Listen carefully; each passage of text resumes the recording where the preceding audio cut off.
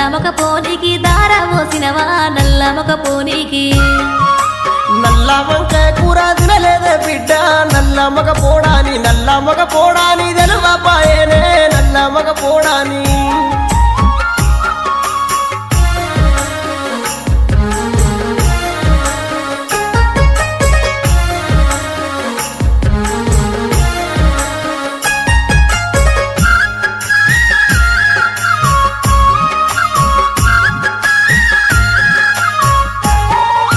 పచ్చి చేపల కూర తిన్నావా తండ్రి పడువడ్డ కొంపలకు